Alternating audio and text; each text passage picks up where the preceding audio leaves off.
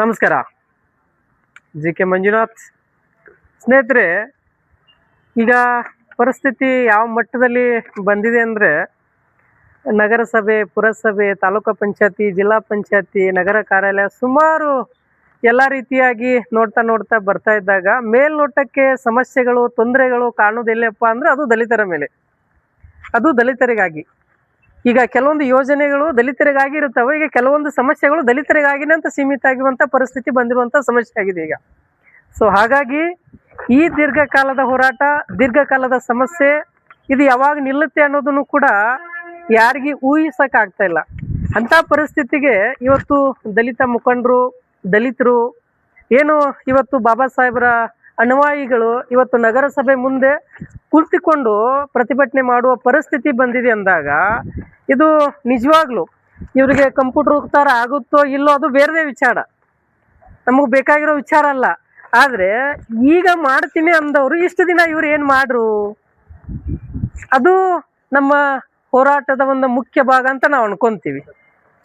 ಈಗ ಆಯಿತು ಬಂದು ಏನೋ ನಾವು ಬರೋಕ್ಕಿಂತ ನಾನು ಬಂದಿರಬೇಕಾದ್ರೆ ಇರಬೇಕಾಗಿತ್ತು ಅಧಿಕಾರಿಗಳು, ಪೊಲೀಸ್ ಇರ್ಬೋದಾಗಿತ್ತು, ತಹಶೀಲ್ದಾರ್ ಇರಬೇಕಾಗಿತ್ತು, ಏನೋ ಅವ್ರು ಒಳ್ಳೆ ಟೈಮು ಅಥವಾ ನಮ್ಮ ಬ್ಯಾಡ್ ಟೈಮು ಗೊತ್ತಿಲ್ಲ.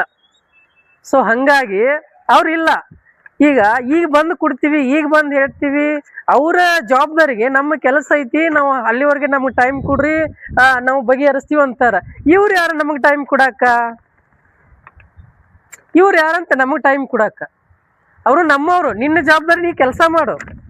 ಇದಕ್ಕೂ ಅಂತನೂ ಪೇಮೆಂಟ್ ಕೊಡತ್ತಾರ, ಅದಕ್ಕಂತ ಏನೋ ಅಷ್ಟ ಪೇಮೆಂಟ್ ಕೊಡತ್ತಿಲ್ಲ ಅವ್ರಿಗೆ, ಇದಕ್ಕಂತನೂ ಪೇಮೆಂಟ್ ಕೊಡತ್ತಾರ. ಇದು ನಾ ಹೇಳೋ ಮಾತಲ್ಲ, ಬಾಬಾ ಸಾಹೇಬರ ವೇದವಾಕ್ಯಗಳ ಮಾತಿವು. ಇದು ಬಾಬಾ ಸಾಹೇಬರ ವೇದವಾಕ್ಯಗಳ ಮಾತ.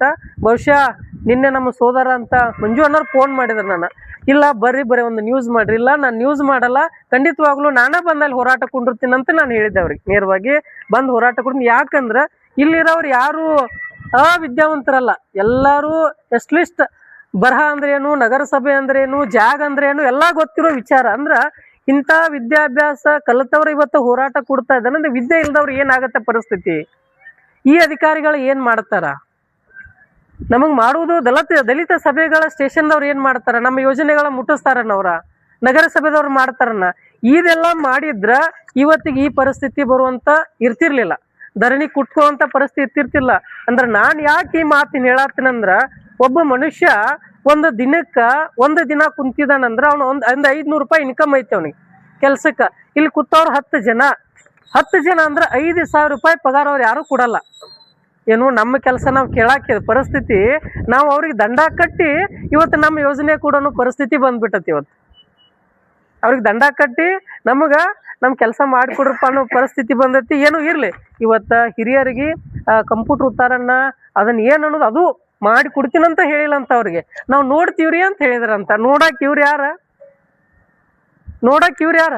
ನೋಡಿ ಕೊಡೋದಲ್ಲ, ಮಾಡೇ ಕೊಡ್ಬೇಕು. ನಂದು ಉದ್ದೇಶ ಇದೆ, ನಿಮ್ಮ ಅಭಿಪ್ರಾಯ ಏನು ಗೊತ್ತಿಲ್ಲ. ನೋಡಿ ಕುಡುದಲ್ಲ, ಮಾಡೇ ಕೊಡ್ಬೇಕ ಅಲ್ಲ. ಅವ ನಮಗೆ ಕ್ವಶನ್ ಹೇಳೋದಲ್ಲ, ಮಾಡಿ ಕೊಡ್ಬೇಕಷ್ಟ. ಇನ್ನು ಅವ್ನ ಮನೆದಿಂದ ಕೊಡಲ್ಲ, ಯಾರ್ದು ಇದರಿಂದ ಕೊಡಲ್ಲ. ಅದ ಮಾಡಿ ಕೊಡ್ಬೇಕು, ಮಾಡಿ ಕೊಡ್ತಾರು.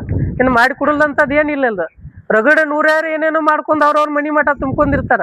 ಹೌದಾ? ಇದನ್ನ ಮಾಡೋದೇನು ದೊಡ್ಡ ವಿಚಾರ? ಅದು ಕಾನೂನಾತ್ಮಕವಾಗಿರೋದನ್ನ ಮಾಡಿ ಕೊಡಾಕ ಇವ್ರು ಯಾರ? ಅವ್ನ ಕೆಲಸ ಏನೋ ತಾಟ ಮಾಡ್ರೆ ತಾನ ಆಕೈತಿ. ಅದ ಇವ್ ಮಾಡಲಿಕ್ಕಾಗದತ್ತಲ್ಲ. ಅದು SR ಬರಲಿ, ಅವ್ MLA ಚೇಂಜ್ ಆಗಲಿ, MP ಚೇಂಜ್ ನಮಗೆ ಬೇಕಾಗಿಲ್ಲ. ನಾವು ಚೇಂಜ್ ಆಗಲ್ಲ, ನಮ್ಮ ಜಾಗ ಚೇಂಜ್ ಆಕತ್ತೇನ್ರಿ, ಉತ್ತಾರ ನಂಬರ್ ಚೇಂಜ್ ಆಕತ್ತೇನ, ನಮ್ಮ ಊರು ಚೇಂಜ್ ಆಗಲ್ಲ, ನಮ್ಮ ಜಿಲ್ಲಾ ಚೇಂಜ್ ಆಗಲ್ಲ.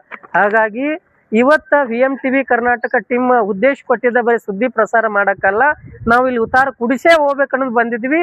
ಆದ್ರೆ ನಾವು ಬರೋಕ್ಕಿಂತ ಮುಂಚೆ ಅದು ಮುಗಿದು ಹೋಗೈತಿ. ಆದ್ರೆ ಅವರ ಮಾತನ್ನ ಮೀರೋದು ಬೇಡ.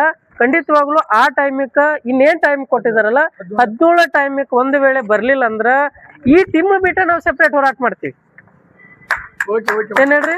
ಈ ಟೀಮ್ ಬಿಟ್ಟ ನಾವ್ ಇವ್ರ ಜೋಡಿ ಮಾಡ್ರೆ ಮತ್ತೆ ನಿಮ್ ಲೆಕ್ಕದಾಗ ಈ ಟೈಮ್ ತಂದ್ರೆ ಹಂಗ್ ಟೈಮ್ ತಗೊಳಲ್ಲ ನಾವು. ಇದನ್ ಬಿಟ್ಟ ನಾವು ಬೇರೆ ಹೋರಾಟ ಮಾಡ್ತೀವಿ. ದಯವಿಟ್ಟು ಈ ವಿಡಿಯೋ ಮುಖಾಂತರ ಸಂಬಂಧಪಟ್ಟ ಅಧಿಕಾರಿಗಳಿಗೆ, ನಗರಸಭಾ ಕಮಿಷನರ್ಗೆ, ನಗರಸಭಾ ಸಿಬ್ಬಂದಿಗಳಿಗೆ ನಾನು ಕೇಳೋದು ದಯವಿಟ್ಟು ನೀವೇನ್ ಮಾಡ್ಬೇಕಾಗಿಲ್ಲ, ನಿಮ್ಮ ಕೆಲಸ ಮಾಡ್ರಿ. ಖಂಡಿತವಾಗ್ಲೂ ನಿಮ್ಮ ಕೆಲಸ ಆಗತ್ತ, ನೀವು ಒಳ್ಳೇದಾಗ್ತೀರಿ. ಬಹುಶಃ ಮುಂದಿನ ಹಂತದಾಗ ಬೇರೆ ಹಂತಗಳನ್ನ ತಿಳಿಸ್ಕೊಡೋ ಅನ್ನೋದು ಇವತ್ತಿನ ಉದ್ದೇಶ.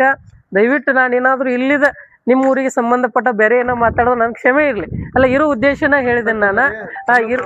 ಜನ ಪರವಾಗಿ ಮಾತಾಡ್ಬೇಕಂತ ಬಂದಿವಿ. ಹಾಗಾಗಿ ದಯವಿಟ್ಟು ಏನು ತೇರದಾಳ ಏನು ಕಮಿಷನರ್, ನಗರಸಭಾ ಕಮಿಷನರ್ಗೆ ನಾನು ಮನವಿ ಮಾಡ್ಕೊಂತ ಕೇಳತ್ತೀನಿ, ದಯವಿಟ್ಟು ಮಾತಾಡಿ ಸರ್. ದಯವಿಟ್ಟು ಈ ಕಾನೂನಾತ್ಮಕವಾಗಿ ಏನು ನಿಮಗೆ ಮಾಡಕ್ ಸಾಧ್ಯತೆ ಮಾಡ್ರಿ. ಇಲ್ಲಪ್ಪ ನಿಮಗೆ ಕಾನೂನಾತ್ಮಕವಾಗಿ ಮಾಡಕ್ ಸಾಧ್ಯ ಇಲ್ಲ ಅಂದ್ರೆ ದಯವಿಟ್ಟು ನಮಗೆ ಲೇಖನಿ ಮುಖಾಂತರ, ಪತ್ರದ ಮುಖಾಂತರ ಕೊಡ್ರಿ. ನಾವು ಮುಂದಿನ ಹಂತದಾಗ ನಾವು ಹೋಗ್ತೀವಿ. ಇದು ನಮ್ಮ ಜವಾಬ್ದಾರಿ ಅಂತ ಹೇಳತ್ತೀನಿ. ನಿಮ್ಗೂ ಕುಸುದಕ್ಕೆ ನಾವು ಮಾತು ಕೊಡ್ತೀವಿ. ಯಾವ್ದೋ ಹಂತದಾಗ ಬಂದ ಇಡೀ ನಮ್ಮ ಟೀಮ್ ನಿಮ್ ಜೊತೆ ಬಂದು ನಿಂದಿರ್ತೈತೆ. ಆಯ್ತ್ರಿ, ಧನ್ಯವಾದಗಳು.